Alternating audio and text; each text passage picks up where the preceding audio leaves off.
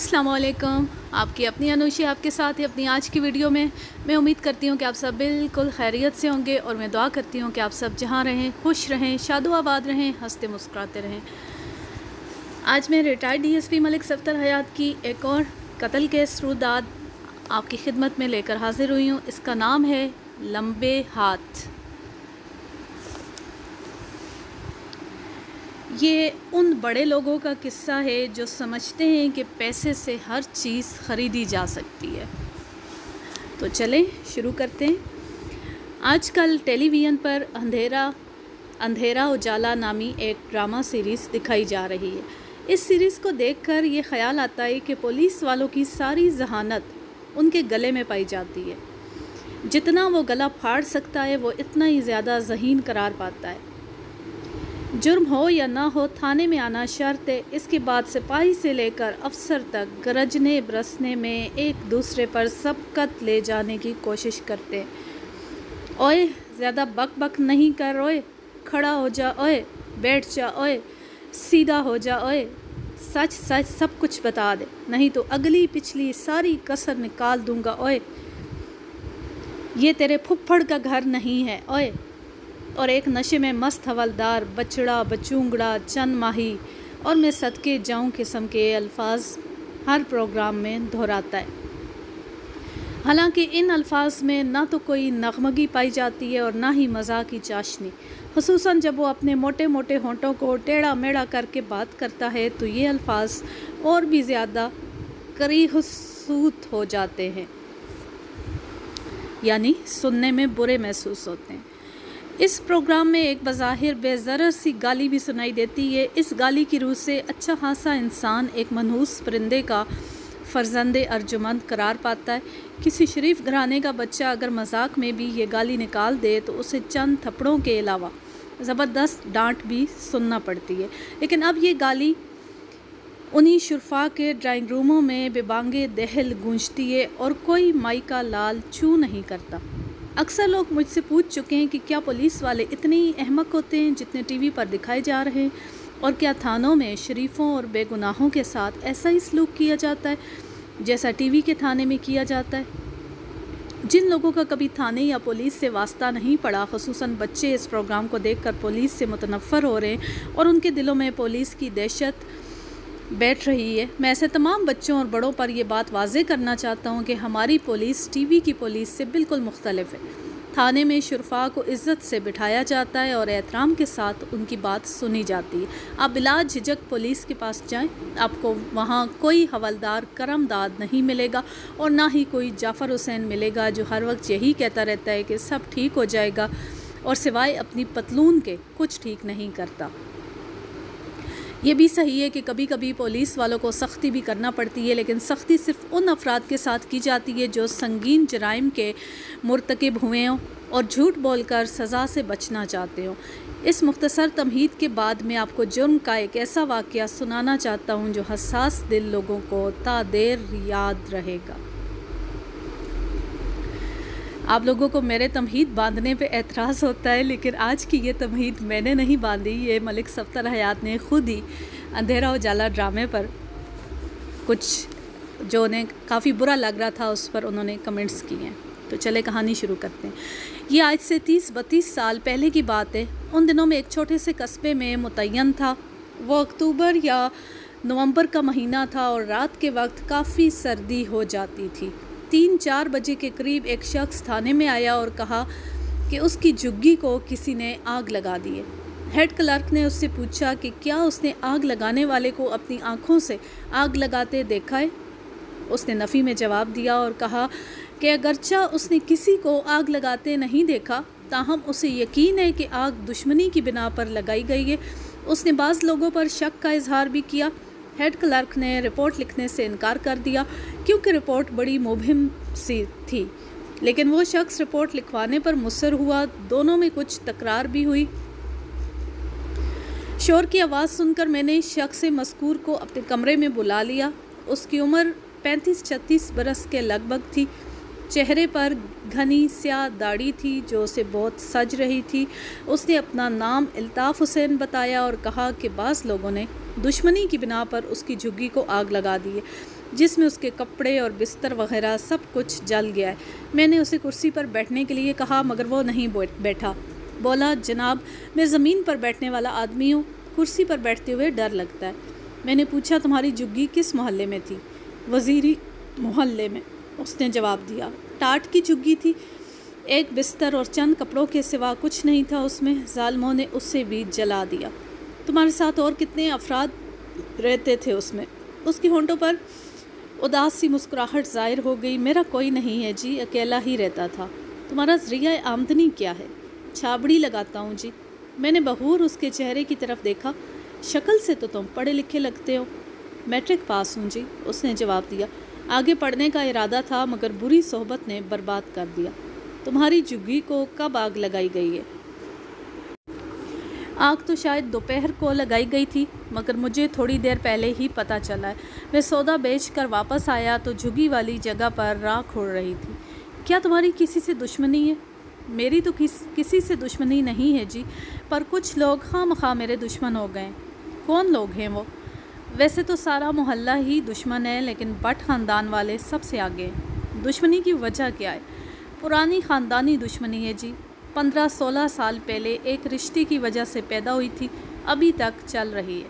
مزید سوالات کے جواب میں اس نے بتایا کہ بٹ فیملی خاصی بااثر اور صاحب حیثیت ہے، کوئی شخص ان کے خلاف بولنے کی جرات نہیں کرتا۔ محلے کا کوئی شخص نہ تو اس کی حمایت کرے گا اور نہ ہی اس کی طرف سے گواہی دے گا۔ تم باہر انتظار کرو، میں نے کہا۔ میں کوئی آدمی تمہارے ساتھ بھیج دیتا ہوں۔ وہ خاموشی سے اٹھ کر باہر چلا گیا۔ میرا تاثر یہ تھا کہ اس کی مدد کرنا خاصا مشکل کام تھا۔ کسی ایک آدمی کے الزام لگانے پر کسی صاحب حیثیت شخص یا اشخاص پر ہاتھ ڈالنا نہ تو مناسب تھا اور نہ ہی ہمارے اختیار میں تھا۔ اگر ہم قانون کے تقاضے پورے کیے بغیر کچھ کارروائی کر بھی لیتے تو الطاف حسین کو اس سے کچھ فائدہ نہ ہوتا بلکہ نقصان کا احتمال تھا، کیونکہ بااثر لوگ جب کسی غریب آدمی کے پیچھے پڑ جاتے ہیں تو گھن کی طرح اس کی زندگی کو کھوکھلا کرنا شروع کر دیتے ہیں، یہاں تک کہ وہ گھٹنے ٹیکنے پر مجبور ہو جاتا ہے یا علاقہ چھوڑ کر بھاگ جاتا ہے۔ یہی وجہ ہے چھوٹے علاقوں میں غریب لوگ بااثر لوگوں کے سامنے جھک کر ہی رہتے ہیں اور ان کی زیادتیوں کو خاموشی سے برداشت کر لیتے ہیں۔ الطاف حسین کو باہر انتظار کرنے کا کہہ کر میں کام کی زیادتی کے سبب اس کے بارے میں بالکل بھول گیا۔ اگلی صبح جب میں ڈیوٹی پر آیا تو کیا دیکھا کہ ایک شخص تھانے کی دیوار کے ساتھ پڑا سو رہا ہے۔ اس نے ایک میلا سا کمبل اوڑھ رکھا تھا۔ وہ کمبل میں نے پہلی ہی نظر میں پہچان لیا کیونکہ اس قسم کے چند کمبل ہم نے حوالاتیوں کے لیے رکھے ہوئے تھے۔ پہلا خیال میرے ذہن میں یہ آیا کہ رات کے عملے نے کسی حوالاتی کو بے پرواہی کا مظاہرہ کرتے ہوئے باہر سونے کی اجازت دے دی ہے۔ سیڑھیوں کے پاس رات کی ڈیوٹی والا کانسٹیبل کھڑا تھا۔ میں نے اس سے سونے والے کے بارے میں پوچھا۔ اتنے میں ہیڈ کانسٹیبل میری آواز سن کر باہر آ گیا۔ جناب یہ کوئی فریادی ہے، اس نے کہا کہ آپ نے اسے انتظار کرنے کے لیے کہا تھا۔ میں نے انتظار کرنے کے لیے کہا تھا؟ میں نے حیرانی سے کہا۔ میں کل رات کی بات بالکل بھول چکا تھا۔ کون ہے یہ؟ اور یہ کمبل تو تھانے کا معلوم ہوتا ہے۔ جناب اس نے اپنا نام الطاف حسین بتایا، ہیڈ کانسٹیبل نے کہا۔ رات کے 1 بجے میں اپنے دفتر میں انگیٹھی کے سامنے بیٹھا تھا کہ میرے کانوں میں عجیب سی آواز آئی۔ میں نے غور کیا تو معلوم ہوا کہ کوئی شخص گریہ وزاری کر رہا ہے۔ میں جلدی سے باہر گیا تو دیکھا کہ یہ شخص یہاں دیوار کے ساتھ بیٹھا سردی میں ٹھٹھر رہا تھا۔ اگر میں اسے کمبل نہ دیتا تو یہ سردی میں اکڑ کر مر جاتا۔ میں نے ہیڈ کانسٹیبل کا کندھا تھپ تھپایا۔ شاباش، تم نے بہت اچھا کام کیا ہے۔ شکریہ سر، یہ تو میرا انسانی فرض تھا۔ میں دل میں شرمندہ ہوا کہ میں نے ایک فریادی کو انتظار کرنے کے لیے کہا اور پھر بالکل فراموش کر دیا۔ میری غفلت کی وجہ سے اسے رات بھر سردی میں ٹھٹھرنا پڑا۔ میں نے دن کی ڈیوٹی والے ایک سپاہی کو بلا کر کہا، یہ شخص جو سویا ہوا ہے اس کا خیال رکھو، کوئی اسے جگائے نہیں۔ جب یہ جاگ جائے تو اسے میرے حساب سے ناشتہ کراؤ اور پھر میرے پاس بھیج دو۔ یہ کہہ کر میں اپنے کمرے میں چلا گیا۔ تقریباً 1.5-2 گھنٹے بعد سپاہی الطاف حسین کو میرے کمرے میں لایا۔ جناب آپ کی بڑی مہربانی ہے، الطاف حسین نے کہا۔ آپ کے آدمی بڑے مہربان اور خدا ترس ہیں۔ انہوں نے رات کو مجھے کمبل دے دیا تھا۔ رات بڑے آرام میں گزری۔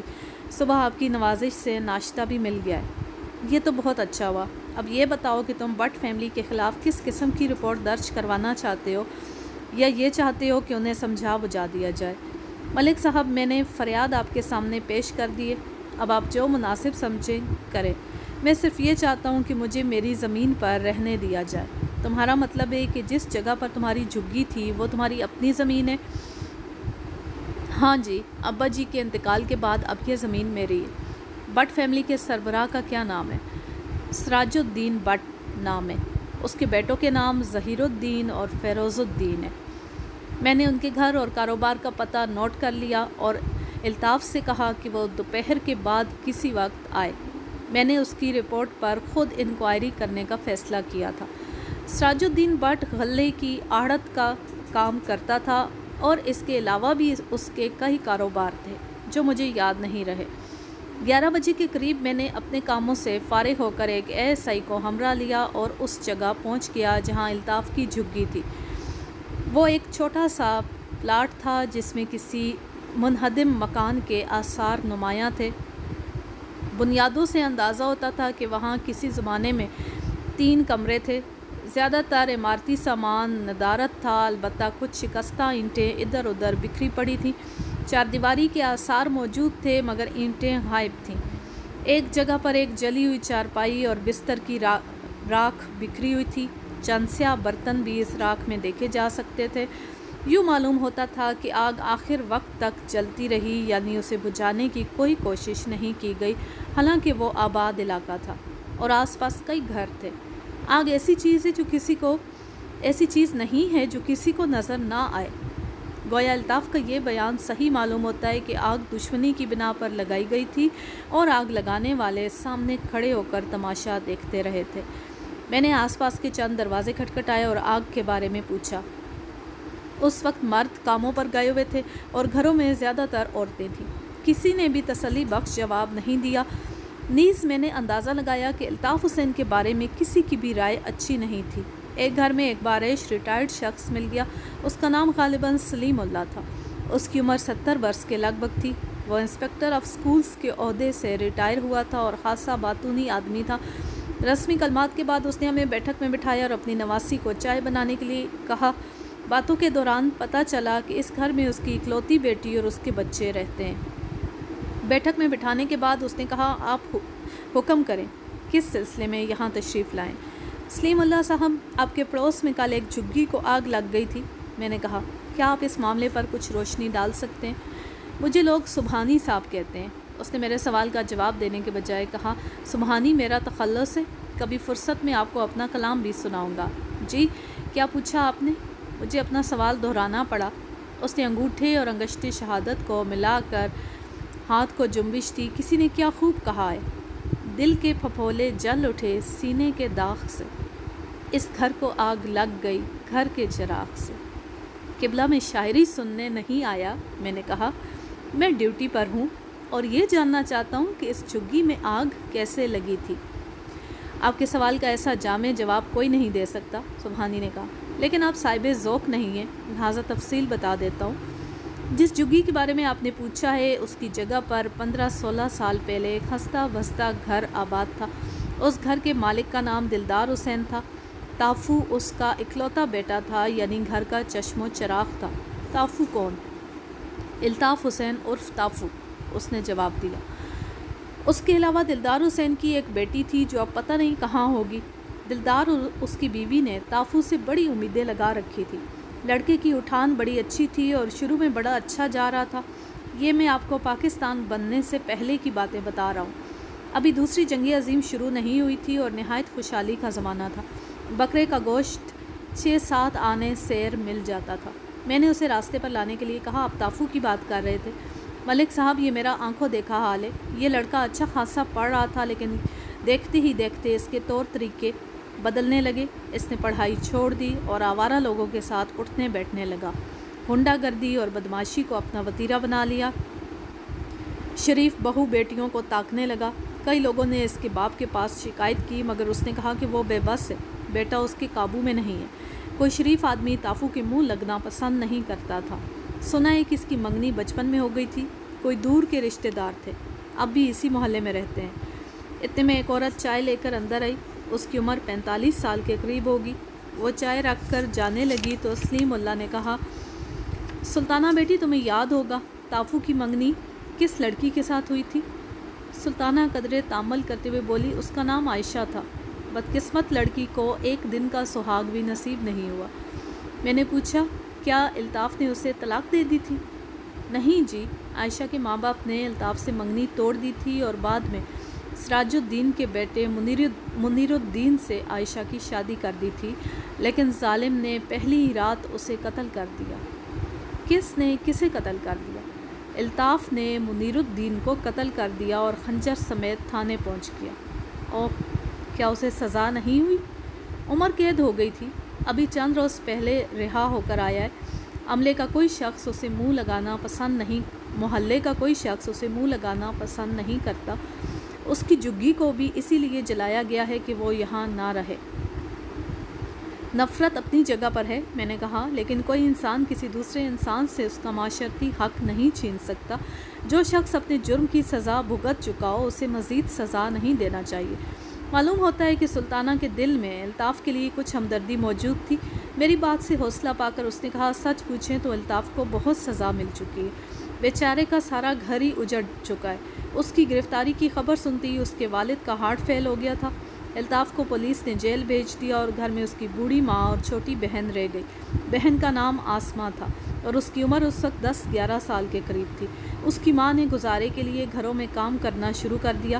وہ اپنے بیٹے کی رہائی کے لیے رو رو کر دعائیں مانگا کرتی تھی۔ میں کبھی کبھی ملنے کے لیے اس کے گھر چلی جاتی تھی۔ وہ کہا کرتی تھی کہ اس کا بیٹا بے گناہ ہے، اسے سزا نہیں ہوگی، لیکن قانون ماں کے جذبات کی کب پرواہ کرتا ہے؟ میں نے پوچھا، جس منیر الدین سے عائشہ کی شادی ہوئی تھی کیا وہ سراج الدین بٹ کا بیٹا تھا؟ سلیم اللہ نے جواب دیا، اسی کا بیٹا تھا۔ اچھے کھاتے پیتے لوگ ہیں لیکن ان میں تکبر بہت ہے۔ جب عدالت نے تافو کو عمر قید کی سزا دی تو ان لوگوں کو بہت افسوس ہوا تھا، کیونکہ یہ لوگ اسے پھانسی کے پھندے پر دیکھنا چاہتے تھے۔ سلطانہ نے کہا، ابا جی آپ کو یاد ہے اسی رات الطاف کے گھر میں آگ لگ گئی تھی، کچھ بھی باقی نہیں بچا تھا۔ آسمہ کے ہاتھ اور چہرہ جلس گیا تھا۔ آگ کیسے لگی تھی؟ میں نے پوچھا۔ کسی نے تھانے میں رپورٹ نہیں لکھائی؟ رپورٹ کون لکھاتا جی؟ سلطانہ نے کہا، 2 کمزور عورتوں کو آج کل کون پوچھتا ہے؟ یہ دونوں ماں بیٹیاں آج کل کہاں ہیں؟ آسمہ اور اس کی ماں آگ لگنے کے چند روز بعد یہ محلہ چھوڑ کر چلی گئی تھی۔ اس کے 1.5-2 سال بعد یہ خبر سنی تھی کہ آسمہ کی ماں کا انتقال ہو گیا۔ اس کے بعد آسمہ کا کچھ پتہ نہیں چلا۔ ہو سکتا ہے اپنی کسی رشتہ دار کے پاس چلی گئی ہو۔ جہاں تک مکان کا تعلق ہے اس میں کتے اور بلیاں رہنے لگے۔ لوگ آہستہ آہستہ تمام کام کی چیزیں نکال کر لے گئے۔ سلیم اللہ سبحانی نے کہا، اسے کہتے ہیں اس گھر کو آگ لگ گئی گھر کے چراغ سے۔ اگر بیٹا بہرا روی اختیار نہ کرتا تو یہاں تک نوبت نہ پہنچتی۔ آج اس کھنڈر کے بجائے یہاں پر ایک خوش و خرم گھرانہ آباد ہوتا۔ عائشہ کہاں رہتی ہے؟ میں نے پوچھا۔ کیا اس نے دوسری شادی کر لی ہے یا تنہا زندگی گزار رہی ہے؟ اس کے ساتھ بھی عجیب ظلم ہوا ہے، سلطانہ نے کہا۔ منیر الدین کے قتل کے بعد اس کے سسرال والوں نے کہا کہ عائشہ ان کی عزت ہے اور انہی کے گھر میں رہے گی۔ جب اس کی عدت کے دن پورے ہو گئے تو اس کی شادی منیر الدین کے چھوٹے بھائی ظہیر الدین سے کر دی گئی۔ اس پر سب لوگوں نے ان کی تعریف کی، لیکن کچھ ہی عرصے کے بعد ظہیر الدین نے ایک اور شادی کر لی۔ کہتے ہیں کہ دوسری شادی کے بعد ظہیر الدین اور اس کے گھر والوں نے عائشہ کے ساتھ بہت برا سلوک کرنا شروع کر دیا۔ جن لوگوں کا ان کے گھر آنا جانا ہے وہ کہتے ہیں کہ عائشہ کی حالت نوکروں سے بھی بدتر ہے۔ وہ سارے گھر کا کام کرتی ہے، اسے گھر سے باہر جانے اور کسی سے ملنے کی اجازت نہیں ہے، یہاں تک کہ وہ گھر والوں کے ساتھ بیٹھ کر ایک دسترخوان پر کھانا بھی نہیں کھا سکتی۔ کیا عائشہ کے ماں باپ کو ان باتوں کا علم نہیں ہے؟ سلیم اللہ نے جواب دیا، جب مخمل میں ٹاٹ کا پیوند لگتا ہے تو پھر یوں ہی ہوتا ہے۔ عائشہ کے والدین بہت غریب لوگ ہیں۔ شادی اس لیے ہو گئی کہ لڑکی خوبصورت تھی، اب بھگت رہے ہیں۔ لڑکی کا دکھ ان کی آنکھوں کے سامنے ہے مگر کچھ کر نہیں سکتے۔ اتنی ہمت نہیں کہ لڑکی کو گھر بٹھا لیں۔ باپ کا کچھ عرصہ پہلے انتقال ہو گیا ہے۔ اس افسوسناک کہانی میں 2 باتیں بڑی واضح تھیں۔ پہلی بات تو یہ تھی کہ الطاف کے مکان کو اور بعد میں جھگی کو جو آگ لگائی گئی تھی اس میں بٹ خاندان کا ہاتھ صاف نظر آ رہا تھا، اور دوسری بات یہ واضح تھی کہ الطاف نے تو صرف ایک شخص کو قتل کیا تھا مگر ان لوگوں نے ایک پورے خاندان کو قتل کر دیا تھا۔ میں سلیم اللہ کے گھر سے اٹھ کر سیدھا سراج الدین بٹ کے گھر پہنچ گیا۔ میری دستک کے جواب میں جس عورت نے دروازہ کھولا وہ ملازمہ معلوم ہوتی تھی۔ میں نے اس سے پوچھا کیا گھر میں کوئی مرد ہے؟ اس نے نفی میں سر ہلایا۔ مرد سارے کام پر گئے ہوئے ہیں۔ میں نے اس سے پوچھا کیا تم ملازمہ ہو؟ اس نے بجھی ہوئی آواز میں کہا ملازمہ ہی سمجھ لیں جی۔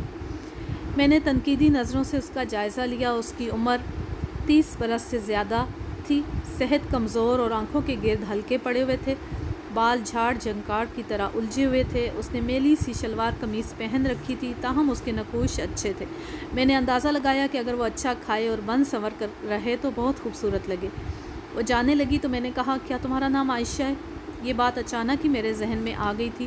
وہ حیرت سے مجھے گھورنے لگی، پھر بولی جی میں ہی عائشہ ہوں۔ آج کے لیے بس اتنا ہی۔ اب میں لیتی ہوں آپ سے اجازت۔ جہاں رہیں خوش رہیں، شاد و آباد رہیں، ہنستے مسکراتے رہیں۔ اللہ حافظ، اللہ نگہبان۔